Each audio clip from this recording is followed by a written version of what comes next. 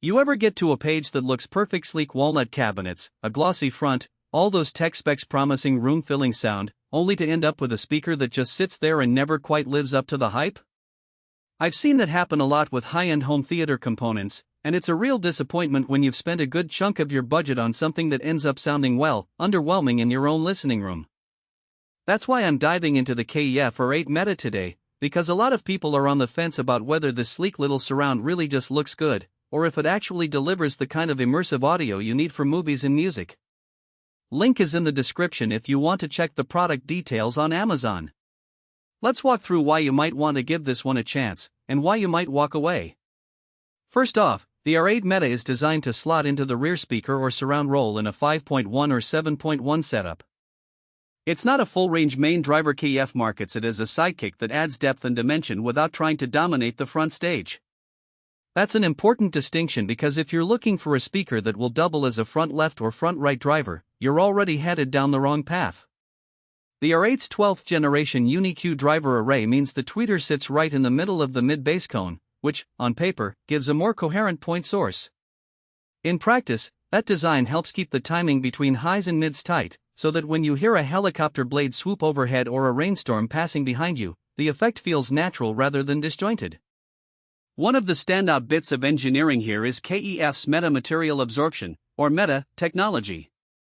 The concept is simple: a layer of engineered material inside the cabinet soaks up to 99% of internal resonances that would otherwise color the sound.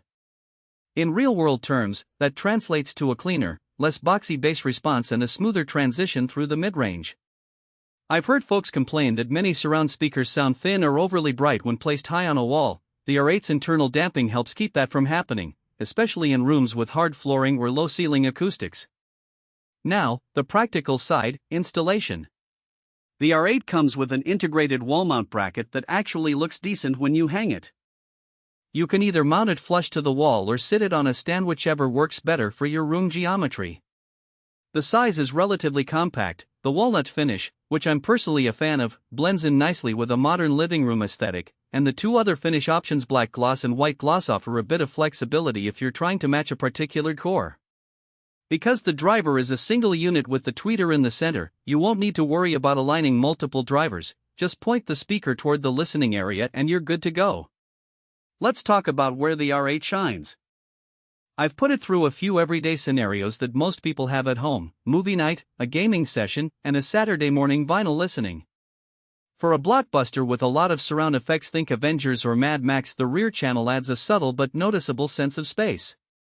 You'll feel the rumble of an engine pass behind you, the whisper of wind on a rooftop chase, and the faint echo of distant explosions. Those details aren't wow factor in the sense of a massive bass thump, but they're the sort of nuance that makes a movie feel cinematic. In a gaming context, the same precise sound localization helps you pinpoint footsteps or gunfire, which can actually improve performance.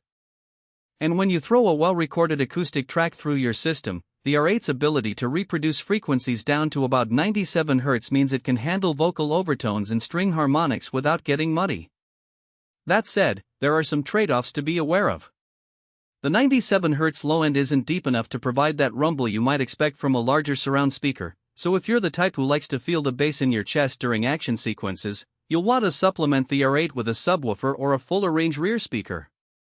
The upper range caps at 17.5 kHz, which is plenty for most content, but very high-resolution recordings that push past 20 kHz won't get the same airy top end that a larger unit could deliver. In practice, that means the R8 is more about clarity and coherence than sheer power. Who should consider the R8 Meta?